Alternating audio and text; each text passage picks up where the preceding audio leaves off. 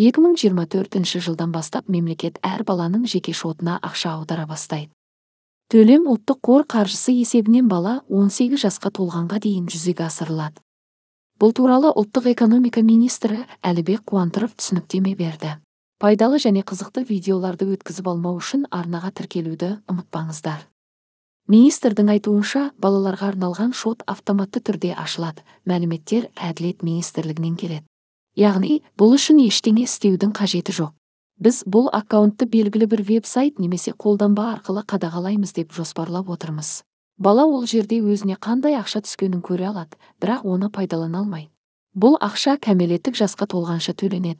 Ұлттық қордан балалар шотына аударылатын ақшаны ата-аналары пайдалана алмайды. Кәмелет жасына толғаннан кейін азамат ол ақшаға үй алуды немесе білім алуға жұмсауды өзі шешеді. 2006 жылы және одан кейін туған балалардың ата-аналары қорғаншылық, қамқоршылық тағайындалған балалардың заңды өкілдері бағдарламаға қатысу үшін мынаны жасауы қажет. Баланың жеке басын куәландыратын құжатын, жеке сәйкестендіру нөмірін алуы тиіс. Электронды үкімет порталдарында баланың деректемелерінің бар жоғын және дұрыстығын, кәмелетке толмаған баланың толық аты жөні, туған күні, азаматтығы дұрыс жазылғанын тексеру керек.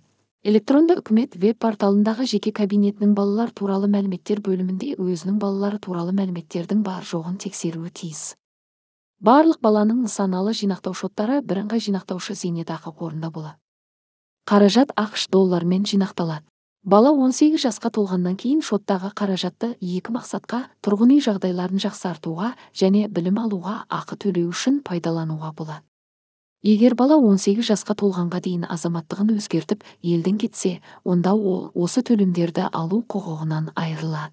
Оның жинақталған ақшасы басқа балалар арасында біркелкі бөлінеді. Егер бала 18 жасқа толғаннан кейін төлем талап етпесе, сома оның зейнетақы шотына түседі.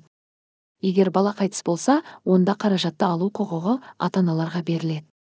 Бірақ олар ақшаны қайтыс болған бала 18 жасқа толған кезде ғана алады.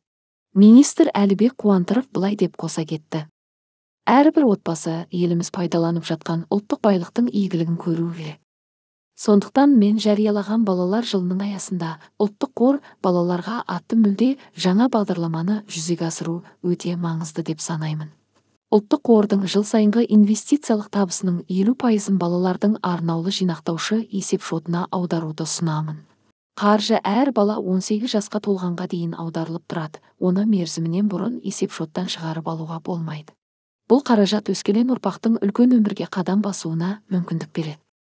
Қор шын мәнінде ұлттық мәртебеге ие болып, халқымыздың игілігіне қызмет етеді. Механизм қазір тиісті мемлекеттік органдармен бірлесіп талқыланып жатыр. Бірақ мен шоттың бала туғаннан соң автоматты түрде ашылатынын айта аламын. Қазақстан азаматы болып саналатын балаларға шот бірден ашылады. Бұған қатысты тиісті ақпарат деректер базасында бар. Қажетті деректер Әділет министрлігінің базасынан автоматты түрде түсіп отырады дейді ведомство басшысы. Бұған дейін президенттің баспасөз хатшысы Руслан Желдібай ұлттық банк пен үкіметтің есептеулеріне сүйене отырып, еліміздегі әр баланың шотында 18 жасқа толған кезде $3000 көлемінде қаражат болатынын айтқан еді. Оның айтуынша, елімізде жыл сайын орта есеппен 400 000 бала өмірге келеді.